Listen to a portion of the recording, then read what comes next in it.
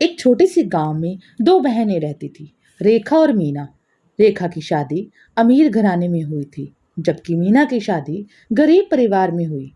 रेखा के पास हर सुख सुविधा थी, वहीं मीना के पास ये सब नहीं था।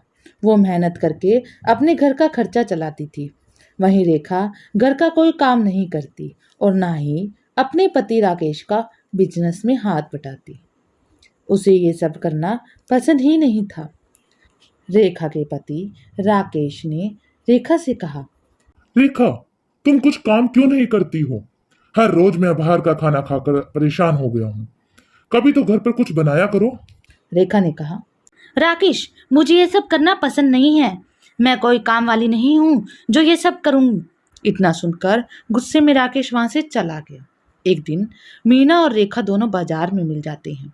मीना रेखा से कहती है, दीदी, आज तो हम बहुत समय बाद मिले हैं। तुम कैसी हो? रेखा ने कहा, मुझे क्या हुआ है, मैं अच्छी हूँ और खुश भी हूँ। तुम बताओ, तुम कैसी हो? मीना ने कहा, मैं भी ठीक हूँ दीदी। दीदी, अगर तुम्हारे पास समय है तो मेरा घर पास वाली गली में ही है। चलो मेरे घर चाय पे। रेखा ने सोचा, चलो इस बहाने इस फटीचर के घर के हालात भी देख लेती हूँ। रेखा मीना के घर जाते समय देखती है कि गली में खूब कचरा और गोबर पड़ा है। ये देखकर रेखा अपना नाक बंद कर लेती है और चुपचाप उसके घर चली जाती है।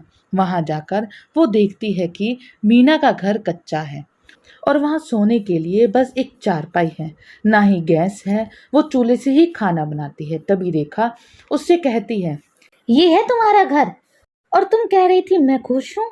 भला ऐसी जगह में कौन खुश रह सकता है? मीना ने कहा, पर दीदी मैं तो खुश हूँ और मेरे पति अनिल मुझसे बहुत प्यार करते हैं। और अनिल जितना भी कमाते हैं हम उसमें खुश हैं। रेखा मीना को नीचा दिखाने का एक भी मौका नहीं छोड़ती थी। समय बीतता गया। मीना ने अपनी पढ़ाई को पूरा किया। फिर एक दिन उसके एक दोस्त ने मीना को पास के शहर में नौकरी का प्रस्ताव भेजा, लेकिन ये काम बहुत मुश्किल था, थका देने वाला था। मीना ने काम को खुशी खुशी स्वीकार किया। उसने खूब मेहनत करना शुरू कर दिया। वह कड़ी मेहनत के बावजूद मुस्कुराती रहती थी और उसे दिन ब दिन सफलता मिलने लगी। उसका आत्मविश्वास बढ़ता गया। कुछ सालों बाद मीना ने अपनी मेहनत से खुद का एक छोटा व्यापार खड़ा कर लिया। अब दोनों पति पत्नी उसी व्यापार को चलाने लगते हैं और अपने सपने पूरे करने लगते हैं। धीरे धीरे उन्होंने अपना एक खुद का घर बना लिया, जहां वो बहुत खुशी और प्यार से रहने लगे। वहीं दूसरी ओर रेखा की काम चोरी की आदत दिन ब दिन बढ़ती चली गई। दोनों पति पत्नी में हर रोज झगड़ा होने लगा, जिससे राकेश का ध्यान अपने काम से हटकर घर के झगड़ों में हो गया। इससे राकेश को बिजनेस में खूब नुकसान होने लगा।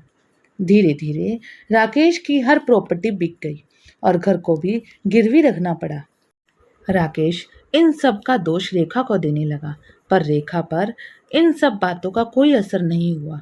ऐसे ही समय बीतता रहा। फिर एक दिन राकेश का घर भी बिक गया और उसे दाने दाने का मोहताज होना पड़ा। राकेश ने एक छोटा सा घर किराए पर लिया, वो भी मिट्टी का बना था। तब रेखा को एहसास हुआ कि उसने मीना को कितना बुरा भला कहा, हमेशा उसे नीचा दिखाया। उसके पास कुछ नहीं था, फिर भी वो बहुत खुश थी। पर मेरे पास सब कुछ था, फिर भी मैं दिखावे के चक्कर में कभी खुश नहीं रही। यह सोचकर रेखा रोने लगी और सोचती है, क्यों ना मीना से मैं माफ़ी मांगने जाऊं। और वो वहाँ से मीना के घर की ओर चल देती है। वहाँ जाकर देखती है, जो कल तक मिट्टी के घर में रहती थी, आज उसका बहुत सुंदर घर था। घर में हर वो चीज़ थी जो जरूरी थी। ये देखकर रेखा रोने लगी। तभी मीना ने कहा, दीदी क्यों रो रही हो? तब रेखा ने अपने घर के हालात उसे बताए। मीना ने उसे नीचा दिखाने की बजाय उससे कहा, दीदी आप और राकेश जी क्यों ना हमारे व्यापार में हमारा हाथ बटाएं। तभी रेखा ने हाँ कर दी। अब रेखा खूब मेहनत कर रही थी। इससे रेखा और राकेश के रिश्ता भी सुधरने लगा। रेखा ने मीना से माफ़ी मांगी और उससे सीखा कि जिंदगी में संतोष और खुशी का रास्ता खुद की मेहनत से ही आता है, ना कि दूसरों को नीचा दिखाकर। अगर आपको ये कहानी अच्छी लगी हो दोस्तों, तो वीडियो को लाइक और चैनल को सब्सक्राइब करें और वीडियो को ज़्यादा से ज़्यादा शेयर करें। धन्यवाद।